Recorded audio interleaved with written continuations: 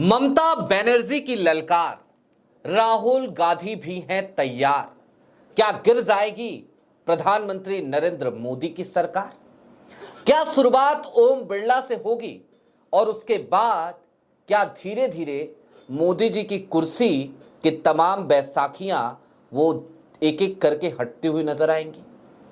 एक बैसाखी जिसे अब अपंग बना दिया गया है यानी कि नीतीश कुमार, और दूसरी बैसाखी जो इस समय बेचैन है। बेचैन इस वजह से कि पता नहीं उसका हश्र क्या होगा। और इन सब के बीच दावे इस बात के कि दिल्ली की सरकार दया पे टिकी हुई है। ज्यादा दबाव डाला तो दिल्ली की सरकार ही गिर जाएगी। और साथ ही साथ कुछ दिनों पहले का एक और बयान, और यह बयान कांग्रेस के एक नेता का, एक दिग्गज नेता का। उन्होंने तो यहां तक कह दिया था कि हमें कुछ करने की जरूरत नहीं, मोदी जी की खुद की पार्टी में इतना बवाल है कि क्या ही कहें। कुल मिलाकर समझने की जरूरत यह है कि क्या अब भारत की सियासत उस मोड़ पर आकर खड़ी हो गई है जहां से प्रधानमंत्री नरेंद्र मोदी के आगे के रास्ते बंद होते हुए नजर आ रहे हैं। और ऐसा इसलिए क्योंकि प्रधानमंत्री नरेंद्र मोदी की सरकार ने सारी सीमाएं लांघ दी हैं अपने सहयोगियों को छलने की और विपक्ष को लगातार परेशान करने की। सारी बातें जरा विस्तार से करेंगे। नमस्कार, मैं स्वप्निल और आप मुद्दा देख रहे हैं।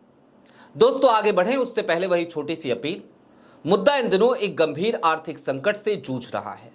एक तरफ हमारे मेन बैंक अकाउंट्स लंबे समय से फ्रीज चल रहे हैं, तो दूसरी तरफ हमारे 2.5 साल पुराने चैनल को हमसे लंबे समय तक छीन कर रखा गया था।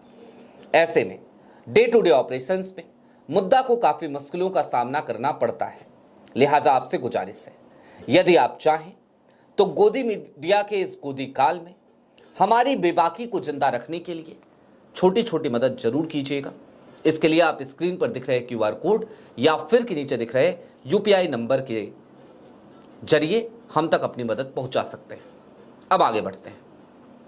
सबसे पहले तो ममता बनर्जी की ललकार की बात करेंगे, फिर कांग्रेस नेता के एक बयान की तरफ चलेंगे। लेकिन उससे पहले जरा याद कर लेते हैं कि आज की तारीख क्या है। आज की तारीख है 8 मार्च 2026 की तारीख, और कल की तारीख क्या होगी? 9 मार्च 2026 की तारीख। बहुत बवाल कटा था, बहुत बवाल मचा था जब विपक्ष ने ओम बिरला के खिलाफ अविश्वास प्रस्ताव दिया था।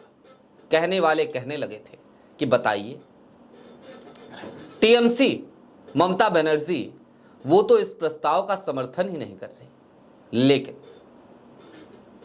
कल की तारीख में अपडेट आया। ममता बनर्जी ने सीधे तौर पे कह दिया कि मेरे सांसद वो अविश्वास प्रस्ताव का समर्थन करेंगे। यानी कि जो आंकड़ा था उसमें 29 सांसद और जुड़ गए। लेकिन ममता बनर्जी यहीं पर नहीं रुकी। ममता बनर्जी इन दिनों धरने पर बैठी हैं। आज उनके धरने का, उनके प्रोटेस्ट का तीसरा दिन है।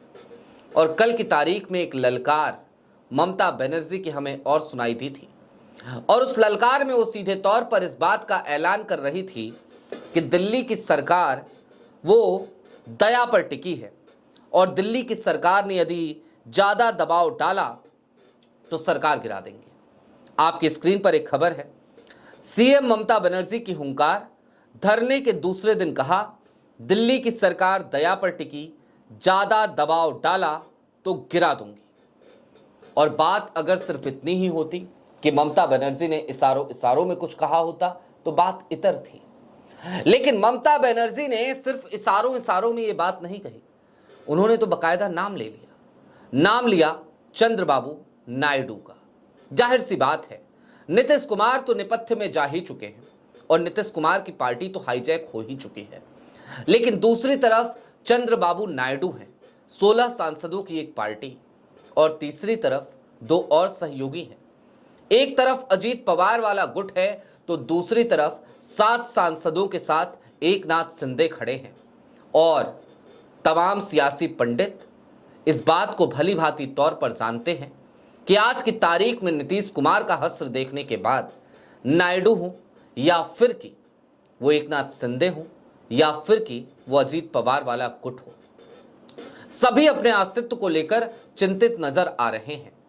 मसलन नायडू की तरफ से तो यहां तक की खबरें छपवा दी गई कि नायडू अब दिल्ली आएंगे, वो दिल्ली आकर अपनी राजनीति संभालेंगे और अपने बेटे को मुख्यमंत्री बना देंगे।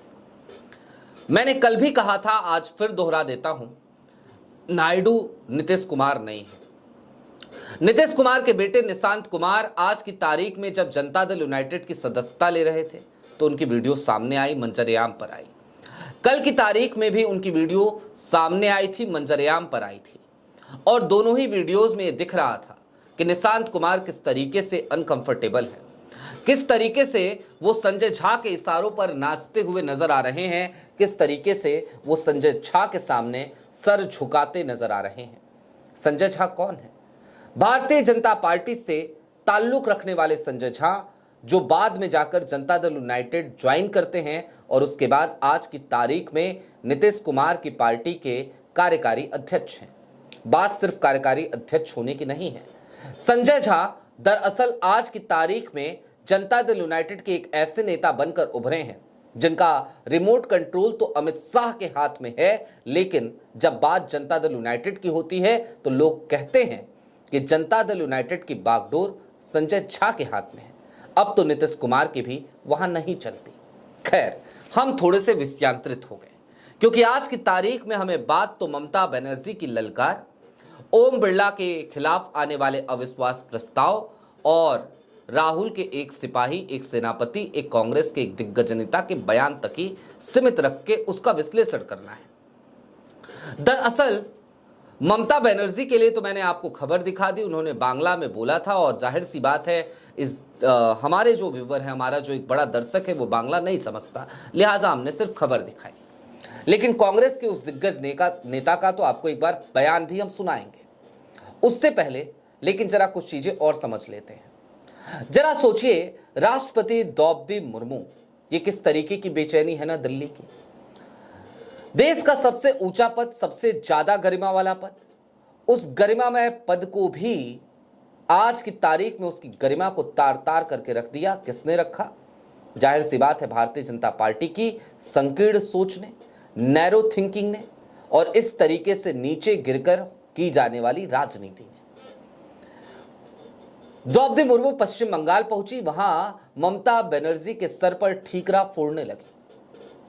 उन्हें दुख हुआ कि उनका स्वागत करने के लिए मुख्यमंत्री नहीं आए, उन्हें दुख हुआ राज्यपाल नहीं आए, उन्हें दुख हुआ कि कोई मंत्री नहीं आया, उन्हें दुख इस बात का हुआ कि बताओ, सिर्फ एक मेयर को भेज दिया और प्रशासनिक अमले को भेज दिया, मुख्यमंत्री को स्वयं आना चाहिए था।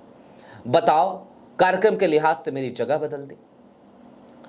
उसके बाद से प्रधानमंत्री नरेंद्र मोदी से लेकर तमाम लोग, यहां तक कि नायडू साहब भी, गठबंधन की मजबूरी है वो द्रौपदी मुर्मू के दिए गए बयान, दिए गए वक्तव्य को ट्वीट करके पश्चिम बंगाल की मुख्यमंत्री ममता बनर्जी पे हमला करने लगे, हमलावर दिखे। लेकिन जब यही द्रौपदी मुर्मू, देश की महामहिम राष्ट्रपति, जब ये ट्रेन के जरिए मथुरा पहुंची थी, तब इनका स्वागत कौन कर रहा था उत्तर प्रदेश में? क्या वहां राज्यपाल आनंदीबेन पटेल पहुंची थी? क्या वहां मुख्यमंत्री योगी आदित्यनाथ पहुंचे थे? क्या वहां उप मुख्यमंत्री केशव प्रसाद मौर्य पहुंचे थे? जवाब है नहीं, कोई नहीं पहुंचा था।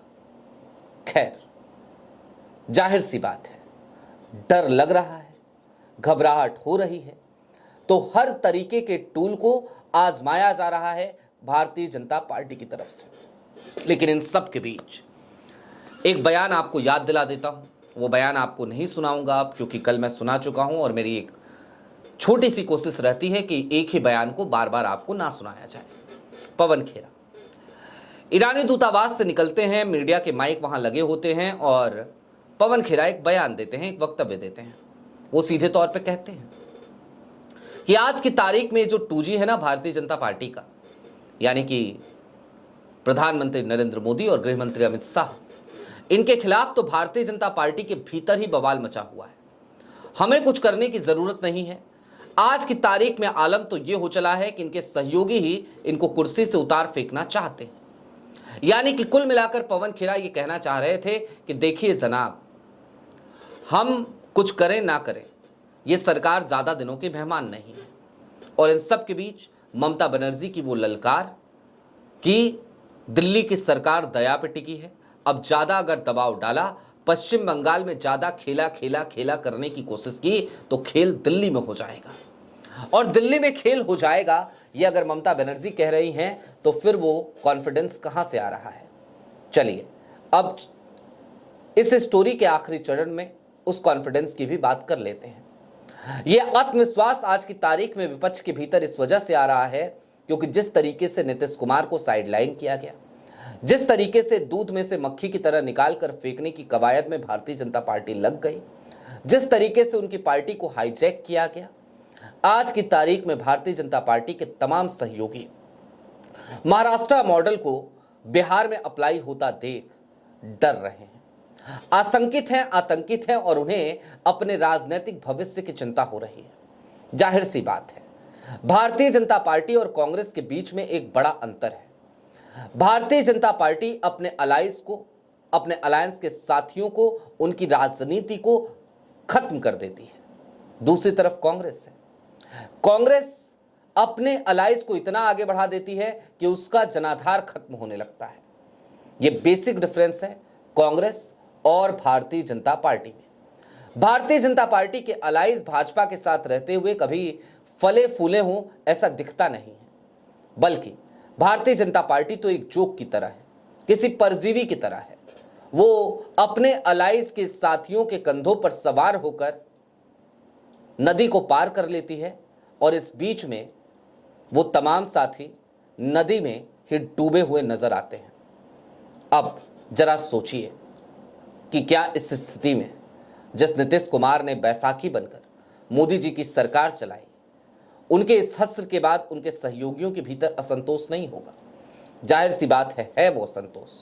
और उस असंतोष को लेकर मैंने बीते 2 दिनों में आपके सामने 3 बड़ी स्टोरीज रखी हैं। बताया है कि कैसे dinner diplomacy Bharatiya Janata party करती है, लेकिन नायडू साहब तो सादी डिप्लोमेसी में लगे हुए हैं। शादी के अवसरों पर कभी अपने फाइनेंस मिनिस्टर को भेज देते हैं, वो राहुल के सीएम के साथ मुलाकात करते हैं, डिप्टी सीएम के साथ मुलाकात करते हैं, तो फिर अपने बेटे को भेज देते हैं और उनका बेटा भी राहुल गांधी के एक मुख्यमंत्री के साथ मुलाकात करता है। मुलाकातों का ये सिलसिला अनायास ही नहीं हो रहा, इन सब के पीछे एक स्क्रिप्ट है और ये स्क्रिप्ट कल की तारीख में कुछ और ही रंग लिए नजर आएगी, क्योंकि कल का दिन कयामत का दिन है।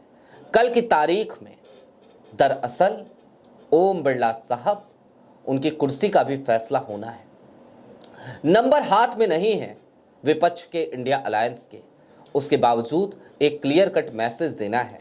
लेकिन हां, सदन अभी लंबा चलेगा और प्रधानमंत्री नरेंद्र मोदी, उन्हें कहीं ऐसा ना हो कि बिरला साहब के बाद अपने खिलाफ किसी अविश्वास प्रस्ताव, किसी नो कॉन्फिडेंस मोशन की तैयारी करनी पड़े और मोदी जी उस नो कॉन्फिडेंस मोशन में ना इधर के रहें ना उधर के। इंतजार कीजिए, तैयारी तो यही चल रही है।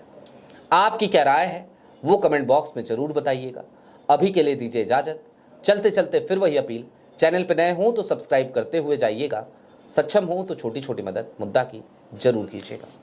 बहुत शुक्रिया।